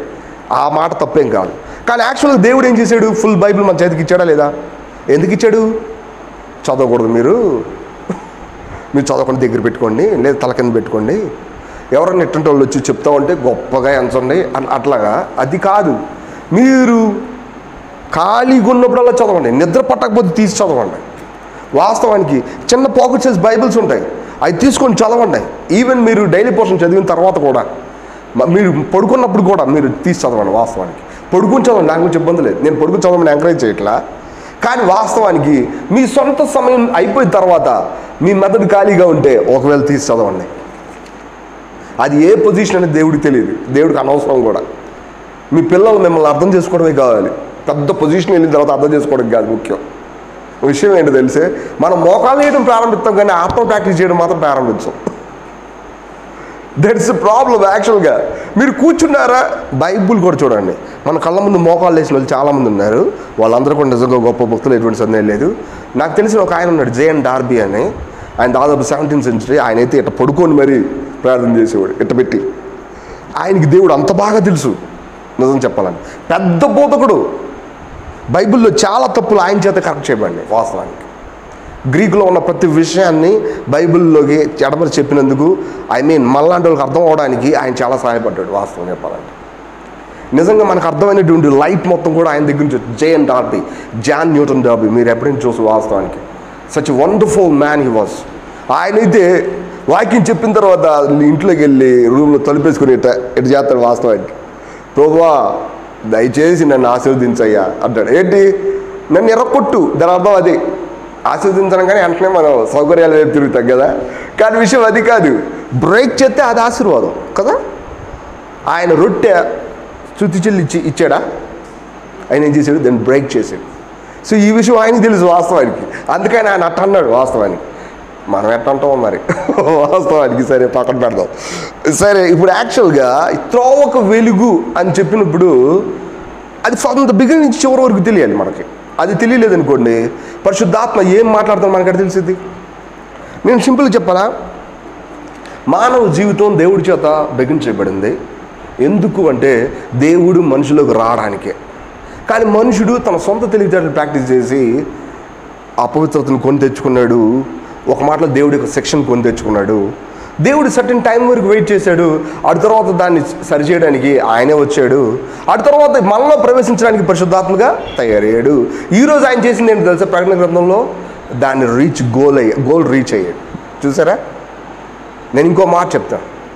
నువ్వు తిరిగి జన్మించిన పాపవే కావచ్చు, కానీ యాక్చువల్గా మీరు ఏమవ్వాలి, చాలా ప్రజలు అవ్వాలా కాదు, నూతనమైన యెరూషలేము అవ్వాలి. అక్కడ మీకు తెలుసో లేదో, నూతన యెరూషలేము గురించి ప్రకటన గ్రంథం 21, 22 అధ్యాయాలు చెప్పినాయి. కానీ జనాల్ని వీళ్ళు వెళ్తారు అని చెప్పినప్పుడు వాళ్ళు ఎవరు జనం తెలుసా, ఆ రోజుల్లో వచ్చినటువంటి జనాలు వాళ్ళు. ఈ జనరేషన్ ఏం ఆగవు. ఆ రోజు వచ్చిన వాళ్ళకి రక్షణ ఏం అవసరం లేదు, ఎందుకంటే వాళ్ళు ఏం పాపం చేయరు. ఆదాం ఏదైనా తోటలు ఎట్టున్నారో అట్టగా ఉంటారు. అక్కడ కూడా ఆదాం ఏదైనా తోటలో పొరపాటు లేకుండా ఎట్టున్నాడు, అట్ట ఉంటారు. కానీ పొరపాటు చేయడానికి కారణం ఉంటుంది. అందుకని దేవుడు ఏమంటారంటే ఆ జీవవృక్షపు ఆకులు వాళ్ళ ఆకలి తీరుస్తాయి, వాళ్ళ కన్నీళ్లు తుడుస్తాయి అని రాసి ఉంటుంది. దాని అర్థం ఏంటంటే వాళ్ళు స్వస్థపరచడానికి వినియోగిస్తాయి. వాళ్ళకి రోగాలు ఉంటాయి, ఈ బాడీకి సంబంధించిన విషయాలు ఉంటాయి. రోగం అన్నప్పుడు పాపం లేకుండా రోగం ఎట్ట వచ్చింది, అవి కాదు విషయం. ఈ సిస్టమ్ పనిచేయడానికి కావాల్సిన హంగ్రీ, ఆకలి, దప్పిక ఇవన్నీ ఉంటాయి వాస్తవానికి అక్కడ. కానీ ఎవరికి ఉండవో తెలుసా, నూతన యెరూషలేములో ఉన్న వాళ్ళకి ఏలుకొండవు. అంతే దాని అర్థం.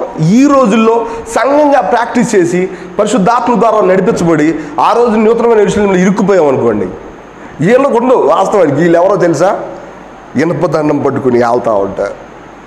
ఈ యుగానికి ఈ రోజుల్లోకి దేవుడు ఇచ్చినటువంటి గొప్ప ఆధిక్యత. నిజానికి మా సిస్టర్ నేను మా చెల్లి నేను చాలాసార్లు ఇలా అన్నిసార్లు చెప్తున్నాను అనుకోవద్దు, అందరూ సిస్టర్స్ వాస్తవానికి.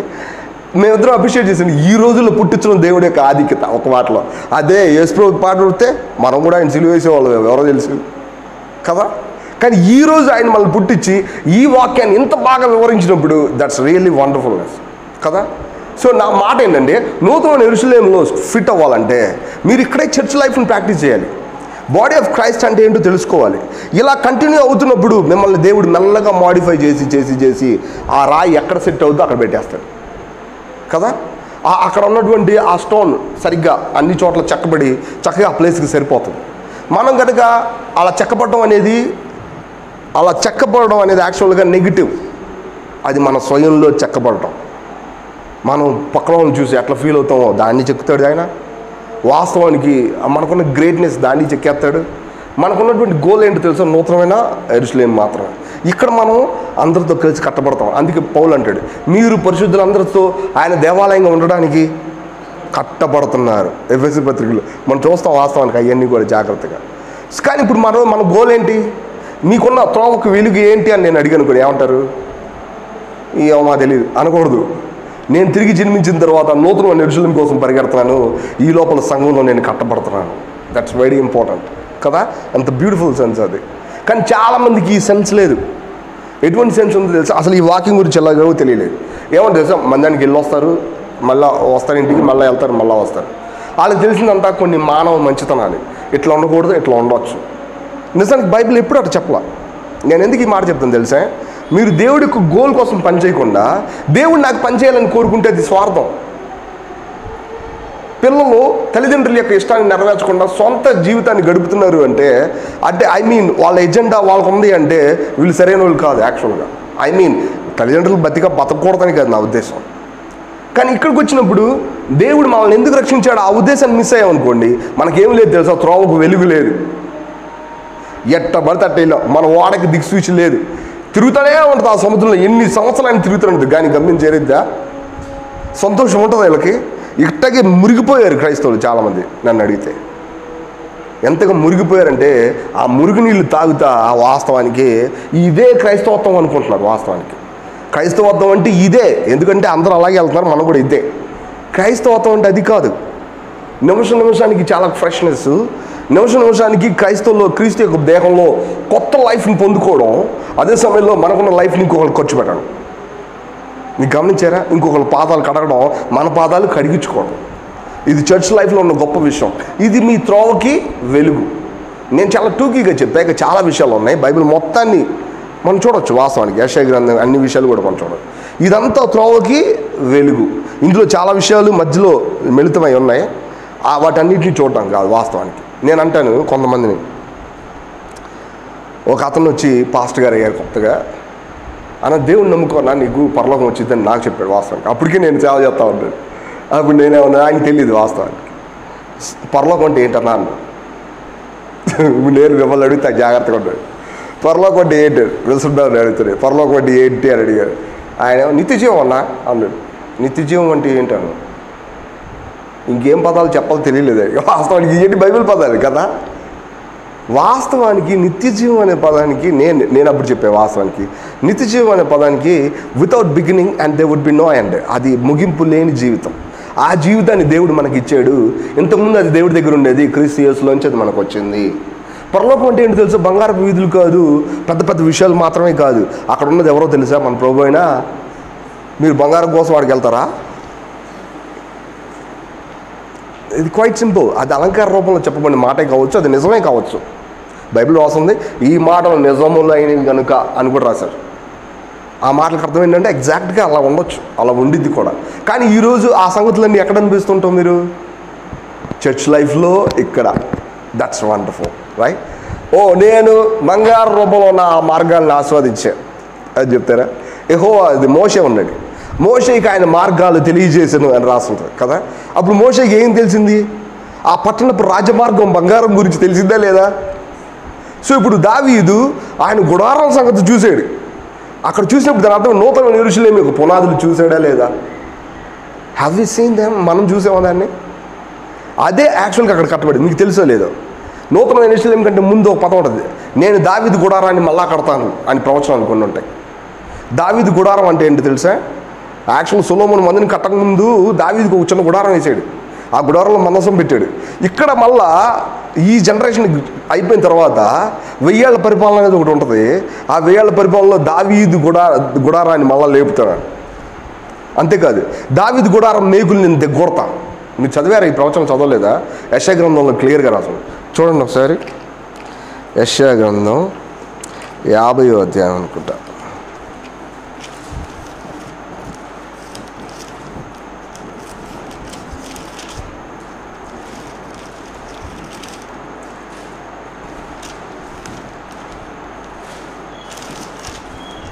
యాభై నాలుగు చూడండి. ఈ 2వ వచనం చూడండి. వాస్తవానికి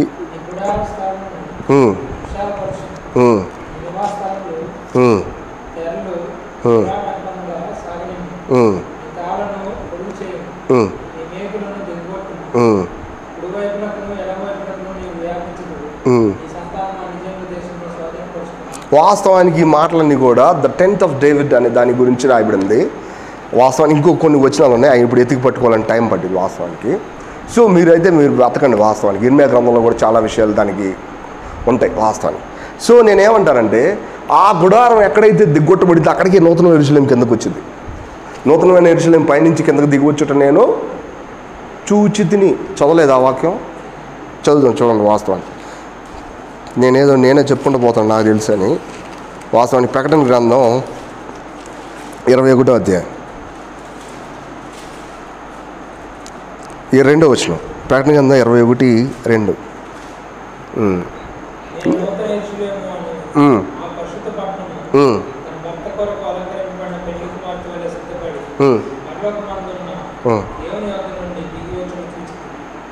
చూసారా? నూతన యెరూషలేం ఎక్కడి నుంచి వచ్చింది?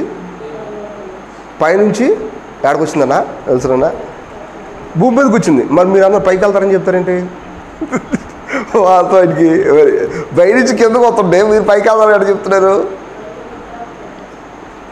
ఇది కూడా బాగానే ఉంది వాస్తవానికి. సరే, ఓకే, కరెక్టే. కానీ అండర్స్టాండింగ్ ఎప్పుడు కూడా అల్టిమేట్ పాయింట్ రీచ్ అవ్వాలిగా. అల్టిమేట్ పాయింట్ రీచ్ అవ్వాలి. అల్టిమేట్ ఇప్పుడు మీరు ఏమవుతారు అన్నప్పుడు ఇదయ్యి అది అవుతాం అని చెప్పకుండా అల్టిమేట్ పాయింట్ రీచ్ అవ్వాలి వాస్తవానికి. సరే, కానీ చాలాసార్లు ఆ అండర్స్టాండింగ్ ఇలా లేదు. మీరు దాన్ని కలిపి మాట్లాడారు వాస్తవానికి, కరెక్టే. కానీ యాక్చువల్గా ఈ అండర్స్టాండింగ్ ఎప్పుడు ఉండాలి? ముందే ఉండాలి కదా. ఇక్కడ విషయం ఎట్లా ఉంది? పైనుంచి కిందకు వచ్చింది. దాని అర్థం ఏంటంటే కొత్త భూమి, కొత్త ఆకాశం ఉంది. Okay, it's okay. సో నేనేమంటానంటే అది మనకున్న గోల్.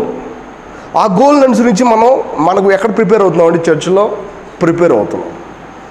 చర్చిలో ప్రిపేర్ అవుతున్నాం కాబట్టి ప్రతి అవయవం కూడా ఇంకో అవయవాన్ని ఏంటంటే ఇటు సరి చేయాలి. దీనికి మట్టి అంటుంది, దీన్ని ఇట్లా చేసుకోగలదా? ఇటు చేసుకోగలదా? ఇది నాకు వెనకాల కష్టమైంది అప్పుడు చేసుకోగలరా? ఇంకో పర్సన్ నాకు అవసరమా కాదా? వాస్తవానికి విషయం ఏంటంటే చర్చ్లో మన దుమ్ము తులపడానికి ఎవరు కావాలి? అసలు మనం తృణీకరించే బ్రదర్ ఉంటారు చూడండి, ఆ వీళ్ళు అసలు దండగా వాళ్ళు వస్తారు మన దగ్గరికి, వచ్చి ఏదో ఒక మాట మాట్లాడతారు, దెబ్బకు మన రోగం పోతుంది. నిజం. సో ఇప్పుడు మీరు దేన్ని అనుభవిస్తారు తెలుసా? పరిశుద్ధుల మధ్యలో ఆయన ఒక ప్రేమ యొక్క డిస్టెన్స్, అది ఎత్తు, లోతు, వెడల్పు, పొడవు అనుభవిస్తాం, రైట్? సో ఇది మీరు ఇక్కడ అర్థం చేసుకుంటామంటే మీరు దేనికి ప్రిపేర్ అవుతున్నారు? ఇప్పుడు వీళ్ళు చాలా తెలివిగా ఎట్లా మాట్లాడతారంటే, ఈయన నూతన వెర్షన్లో భాగం. ఎంత బాగుంది ఆ మాట చెప్పడానికే. చూడండి, ఈరోజు పలానా వ్యక్తి ఆ మాటలు మాట్లాడడం ద్వారా నాకు ఎంతో సంతోషం అనిపించింది, నిజంగా నేను ప్రిపేర్ అయ్యా, నేను సెటరైట్ చేయబడ్డా అని మనం షేర్ చేసుకుంటే అది నిజంగా ఎంత గొప్పగా ఉంటుందో తెలుసా వాస్తవానికి. దానికి బదులు మా సేవకులు వచ్చి పెద్ద వాళ్ళు వచ్చారని చెప్తాం. నిజానికి నూతనమైన విషయంలో అవి లేవు. పునాదులు ఉన్నాయి నిజమే, కానీ ప్రతి ఒక్కరు కూడా ఒక బిల్డింగ్ కోసం కన్స్ట్రక్ట్ చేయబడుతున్నారు. సో మీ గోల్ ఏంటని నేను అడిగాను, మీరు ఏమవుతారు? నూతనమైన విషయంలో ఒక గోల్, అది మీ నూతనమైన విషయం. అది ఎక్కడ ప్రిపేర్ అవుతారంటే ఇక్కడే ప్రిపేర్ అవుతారు. ఇది మీ గోల్, మీ త్రోవ ఒక వెలుగు. దీన్ని మర్చిపోకూడదు ఎప్పుడు కూడా. త్రోవ ఒక వెలుగు ఉంది కదా అని చెప్పి ఇష్టం బతకూడదు. చర్చ్ లైఫ్లో సెటరేట్ అవ్వాలి, రైట్? నెక్స్ట్ మనం దేన్ని అనుభవిస్తున్నాం అంటే దీన్ని లోగోస్ అని పిలుస్తారు గ్రీక్లో. నెక్స్ట్ మనం ఒక లైట్ చూస్తున్నాం, ఇంకో లైట్. ఏం లైట్ అంటే ఇది పాదాలకి దీపం. ఇది నేను ఇంతకుముందు చెప్పాను. లోపల ఉన్న ఒక మనిషి, లోపల ఉన్న పర్సన్ మనకు స్పెల్ చేస్తూ ఉంటారు, మాట్లాడుతూ ఉంటారు. దాన్ని రీమా అంటారు. అంటే ఇన్స్టాంట్ వర్డ్ అనమాట. అది అప్పటికప్పుడే ప్రత్యక్షమయ్యే మాట. అది మీకు లోగోస్ తెలుసు, కానీ at the same time Reema కూడా తెలియాలి. లేదనుకుంటే ఏమవుతారు? మీరు ఇష్టం వచ్చించదు. ఈ చాపలు వేయాలి అనుకున్నారు ఒక ఆయన, ఇంకొక ఆయన కూడా వేయాలనుకుంటారు. ఇప్పుడు ఎవరు వేస్తారు? ఫస్ట్ వచ్చిన వాళ్ళు వేసేసారు అనుకోండి, అరే ఏంటి ఈయన వేసేసాడు, సరే నెక్స్ట్ నేను ఫస్ట్ రావాలి. కానీ వాస్తవానికి ఆ థాట్ నువ్వు క్రాస్ అనిపించడానికే ఉంది, నెక్స్ట్ నువ్వు ఫస్ట్ రావడం కాదు అని సంగతి అతను తెలుసుకోవాలిగా. సరే, అతను ఫస్ట్ వచ్చినా అతను వేసుకుంటాడు, దాని గురించి చెప్పింది లేదు. సరే, ఇది నేనే వేయాలి కాదు, ఎవరు ముందు వస్తే అది వేస్తారుగా. ఎందుకంటే ఈ బాడీలో అవయవం ఏది పడితే అది చేసేదిగా. ఇది వీళ్ళే చేయాలి, అది వాళ్ళే చేయాలి. ఆ వాస్తవానికి ఇక్కడ విషయం ఏంటంటే అలాంటివి లేవు, కానీ మనం అట్లా ప్రిపేర్ చేసుకున్నందున మనకు అట్లా చెప్పాల్సి వస్తుంది. అలాంటివి లేవు. ప్రతి ఒక్కరూ బాడీలో అవయవంగా ప్రిపేర్ అయిపోయారు. అది అలాగే ఉంటే మనం అలాగే ఉండొచ్చు. ఇక్కడ ఈ పోర్షన్ అవసరంలా, రౌండ్గా ఉంటే చాలు వాస్తవానికి కదా. సో ఒక్కొక్కళ్ళు వాస్తవానికి స్పిరిచువల్ రిలేషన్ ప్రకటిస్తూ ఉన్నప్పుడు దట్ విల్ బి కంప్లీటెడ్. అది చాలా చక్కగా ఉంటుంది. అట్లా కాకుండా రోజంతా ఒకరి చేత బోధించబడాలి అనుకుంటాం అనేది అది ఎంతైనా కొంచెం తక్కువే నిజం చెప్పాలంటే. దాని అర్థం దాన్ని ఎత్తేయాలని కాదు, ఎవరో ఒకళ్ళు ఎప్పుడు మనకు బోధించాలి, దాని గురించి ఇబ్బంది లేదు. ఏ అవయవం ఏదో ఒకటి బోధించాలి, సందేహం లేదు. కానీ వాస్తవానికి మనం కూడా ఇంకొకరి పాదాలు కడగాల వద్దా? మీ పాదాలే కడిగించుకుంటున్నారు, మా పాదాలు కడగట్లేదు. దాని అర్థం ఏంటి? అది మేమే అడగడుగుతాంలే, అట్లా కాదు. యేసు ప్రభు కడిగాడు, మనం కూడా కడుగుతాం. వాస్తవానికి అది కడగాలి. ఏం కడగని పెద్ద విషయం కాదు, కలిసి మాట్లాడడం, దేవుడి మాట గురించి చెప్పడం, అంతే. దేవుడు యొక్క ఎక్స్ప్రెషన్ని, దేవుడు మనతో మాట్లాడిన విధాన్ని పంచుకుంటే చాలు. అది ఆటోమేటిక్ వాటరింగ్, అది పెద్ద వాటరింగ్. అది చూడండి, దేవుడు ఎట్లాగంటే ఫస్ట్ లోగోస్ తెలిసింది, కానీ రీమా ఎప్పుడు కూడా మనకి ఇన్స్టాంట్ అవసరం వచ్చినప్పుడు మాట్లాడుతూ ఉంటాడు. దీన్ని మర్చిపోకూడదు, ఈ రెండు కూడా చూడండి. బైబిల్లోనే పౌలు ఈ మాట అన్నాడు, వినుటకు మీరు మందులైనందున ఈయన విశుద్ధపరచుట చాలా కష్టం. ఆయన ఏమన్నాడు తెలుసా? పాలు తాగేవాడు పెద్ద పెద్ద ఆహారం తినలేడు, అలాగే నీతి వాక్యం విషయంలో అనుభవ జ్ఞానం లేనోడు. నీతి వాక్యం అంటే ఏంటి అర్థం? దానంతటా అదే ప్రత్యక్షమయ్యే దేవుడి వాక్యాన్ని నమ్మలేనోడు, దాని మీద ఆధారపడడం, నిజానికి ప్రత్యక్షం అవుద్దని చెప్పి దాని ఎంకు చూడలేకపోవడం, అసలు తెలియదు రీమా గురించి. వీళ్ళు ఏమనుకుంటారు తెలుసా? నాకే తెలుసు అంటే నాకే తెలిసిపోయింది అనుకుంటారు. వాస్తవానికి అది నీకు ఆహారం లాంటిది, నీకు ఒక ప్రాణవాయువు లాంటిది కదా. దాన్ని మీరు అనుభవించి దాన్ని ఆస్వాదించినప్పుడు చర్చిలో అది పంచుకోవడం, that's very important point. The Reema it's very important, అదే సమయంలో లోగోస్ కూడా ఇంపార్టెంట్. ఈ రెండు కూడా మనకి ఇంపార్టెంట్. బైబిల్ ఎప్పుడు ఈ రెండు ఫ్రమ్ ద బిగినింగ్ నుంచి చివరి వరకు ఆయన ప్రణాళిక. రెండవది, మనం ఏ పొజిషన్లో ఉన్నాం, ఏ భాగంలో ఉన్నామో తెలుసుకొని పరిశుద్ధాత్మ మీద ఆధారపడినప్పుడు ఆయన మనం నడిపించే విధానం, మనలో నుంచి ఆయన పలికే విధానం. మనమందరం ఎక్కడ సెట్ అవుతాం? నూతనమైనా నిజానికి మనం కాదు, దేవుడే సెట్ అయిపోయాడు తెలుసా. చూడండి, ఒక వాక్యం చూద్దాం, నేను కంప్లీట్ చేసేస్తాను. ఈ మాట చదివినప్పుడు నాకు కళ్ళమ నీళ్ళు వచ్చిన వాస్తవానికి. 22వ అధ్యాయం 1వ వచనం. మరియు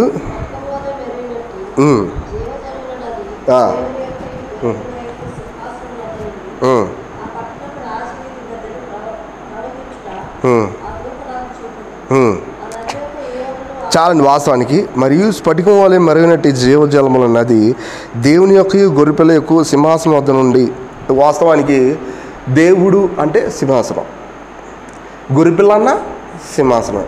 ఎందుకు ఈ రెండు పదాలంటే తండ్రి కుమారుడు. మరి పరిశుద్ధాత్మ ఎక్కడ ఉన్నాడు తెలుసా? ఆ పట్టణపు రాజవీధి మధ్యలో ప్రవహించే జీవనది అయిపోయాడు ఆయన తెలుసా. దేవుడు అలా సెట్ అవ్వాల్సిన అవసరం ఏంటి అని నేను అంటాను. వాస్తవం ఆయన వచ్చిపోవచ్చు కదా, ఆయన మాట్లాడి వెళ్ళిపోవచ్చు కదా, కానీ నిజానికి దేవుడు మనతో ఉండడం ఆయనకి ఇష్టం. ఆయన సింహాసనంలాగా ప్రిపేర్ అయిపోయాడు, గుర్రెపిల్ల ఒక ఫిక్స్ అయిపోయారు. దాన్ని ఏమంటారు తెలుసా? మెటబాలిక్ చేంజ్ అంటారు, జీవ ప్రక్రియ. నేను ఇప్పుడు 20 సంవత్సరాల పూర్వం అవ్వలేను, నేను ఇంతే వాస్తవానికి. ఎంత బాగా కోరుకున్నా అవ్వలేను నేను. ఎందుకు తెలుసా? నా జీవ ప్రక్రియ అయిపోయింది. నేను మెటబాలిక్గా జీవంలో మారిపోయా వాస్తవానికి. ఇప్పుడు గొంగళి పురుగు సీతకోచలకు అయిపోయింది, మళ్ళీ గొంగళి పురుగు అవుద్దా? అవ్వలేదు. ఇప్పుడు యేసు ప్రభు కూడా అంతే వాస్తవానికి. ఇందాక బ్రదర్తో మాట్లాడినప్పుడు ఈ మాట గుర్తొచ్చు, యేసుక్రీస్తు మనస్సు మీరు కూడా కలిగి ఉండండి అని. ఆ మాటకు అర్థమేంటి తెలుసా? ఆయన విడిచిపెట్టకూడని భాగ్యం అని ఎంచుకోలేదు. దాని అర్థం ఏంటి తెలుసా? వన్స్ అది డ్రాప్ అయిందో మళ్ళీ రాదు. అది దాని అర్థం అది మళ్ళీ రాదు.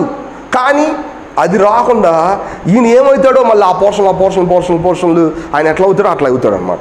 దాని అర్థం అది యాక్చువల్గా. అది నేను చెప్పలేదు ఇంత అక్కడ యాక్చువల్. ఇప్పుడు ఆయన ఎట్లాగ అయిపోయాడు తెలుసా? మనతో ఉండడానికి సింహాసనం అయిపోయాడు. తండ్రి సింహాసనం అధికారం, దాని కింద నుండి ఏమొస్తుంది? జీవజలం. అట్లా అయిపోయారు. మనం జీవ నదిలో ఆ యొక్క సింహాసనం మధ్యలో పట్టణంలో మనం కట్టబడ్డాం. వాట్ అ బ్యూటిఫుల్ సెన్స్ కదా. ఈ 2 అధ్యాయాలు చదివినప్పుడు చాలా సంతోషంగా ఉంటుంది. కానీ ఇది చివరిలో జరుగుద్ది. కానీ ఈ లోపల జరిగేది ఏంటి తెలుసా? చర్చ్. మనకి ఇది కూడా సంతోషమే కదా. ఇదే అక్కడికి వెళ్తుంది, ఇక్కడ జరగకుండా అక్కడికి వెళ్తాం అనేది అసంభవం. కాబట్టి మనం అట్లా ప్రిపేర్ అవ్వాలి. ఇది మన యొక్క లోగోస్. అదే సమయంలో దేవుడు మనల్ని నడిపించేది మనకి రీమా. ఈ 2 పదాలు గుర్తుపెట్టుకో, లోగోస్, రీమా. మన త్రోవకు వెలుగుని ఏమంటాం? లోగోస్ అంటాం. మన యొక్క పాదాలకి దీపాన్ని ఏమంటాం? రీమా. అంటే ఈజీగా కనపడతాయి. ఇప్పుడు ఈయన చెప్తాడు లేచి, ఇది నాకు రీమా అయింది, ఇది నాకు బాగా, అవునా కదా, ఇన్స్టాంట్గా. ఈ లోగోస్ నాకు ఇలా అర్థమైంది. ఒక ఆయన ఏమన్నారు తెలుసా, బిల్డింగ్ కోసం మేము సువార్త చేస్తున్నాం, బిల్డింగ్ కోసం మేము వాక్యం చెప్తున్నాం, బిల్డింగ్ కోసం ప్రార్థన చేస్తున్నాం, బిల్డింగ్ కోసం ఏదండి అంతా కూడా దేనికోసం అంటే క్షేమాభివృద్ధి పొందడానికే. అది నాకు అర్థమైనప్పుడు చాలా సంతోషంగా ఉంది. అది లోగోస్ కదా, గమనించండి వాస్తవానికి. కానీ ఈరోజు ఎటెళ్ళాలో తెలియలేదు. దేవుడు ప్రార్థన చేసినప్పుడు ఒక వాక్యం నాకు వచ్చింది, అది రీమా. చూసారా, మనం ఈ విషయాలు రెండింటిని అనుభవించాలి. ఈ రెండు కూడా దేవుడి యొక్క వాక్యం. సో దేవుడి వాక్యాన్ని అర్థం చేసుకునే విధానంలో ఒక చిన్న స్పాట్ అది. సో మొట్టమొదటి నేనేం చెప్పానంటే, దేవుడికి వాక్యం అంటే దైవావేశం వలన కలిగిన విషయం, ఆత్మ సంబంధమైన విషయం అని చెప్పాను నేను. చాలాసార్లు మన మెదడుతో కనుక ఆ దేవుడి వాక్యాన్ని అర్థం చేసుకుని ప్రయత్నం చేస్తే తప్పిపోతాం. వాస్తవానికి మెదడు ఉపయోగించొద్దని కాదు, ఉపయోగించాలి. కానీ మీ చెట్టుకు ఆకులు ఎన్నో ఉన్నాయి, కానీ మీకు పట్టుకునేది కాయ మాత్రమే వాస్తవానికి కదా. సో మీ మాటలు, మీ మెదడులో ఎన్నో తలంపులు ఉండొచ్చు, కానీ ఆత్మ సంబంధమైన రెవల్యూషన్ ఏదని లోపల తొంగి చూసుకుంటూ ఎస్ ఇది మాత్రమే అని మనం దాన్ని చూపించుకున్నప్పుడు అది ఆత్మ సంబంధమైన ఫలం. ఒక మాటలు ఇంకొకరిని ఇక మనకి సంతోషాన్ని కలిగించింది. బోధ అంటే యాక్చువల్గా అలాంటిదే. ఇంకా టీచింగ్ చాలా ఉన్నాయి, ఆ తర్వాత మాట్లాడచ్చు. నేను చెప్పాను దేవుడి వాక్యం అంటే రెండు, ఒకటి ఆత్మకి దీపం, అది నా పాదాలకి దీపం, నా త్రోవకు వెలుగుని ఏమంటామంటే లోగోస్ అంటాం, ఇక పాదాలకి దీపాన్ని రీమా అంటాం. ఈ రెండు విషయాలతో దేవుడు మనల్ని చివరి వరకు నడిపిస్తూ ఉంటాడు మెల్లగా.